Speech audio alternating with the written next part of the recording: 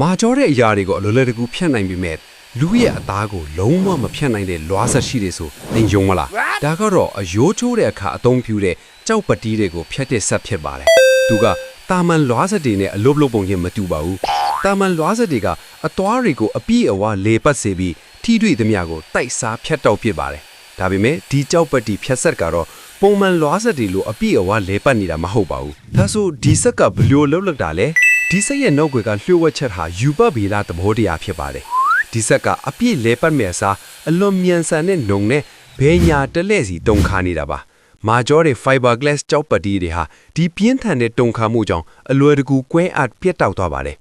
ဒါပေမဲ့လူအရေပြားကတော့ပျော့ပြောင်းပြီးဆွဲဆန့်နိုင်စွမ်းရှိပါတယ်ဒါကြောင့်ဆက်ရည်လွားသွားကအရေပြားနဲ့ထိတဲ့အခါအရေပြားကဆက်နဲ့အတူလိုက်ပြီးအလိုက်တင်တုံခါနေတဲ့အတွက်လုံးဝပြတ်မသွားတာဖြစ်ပါတယ်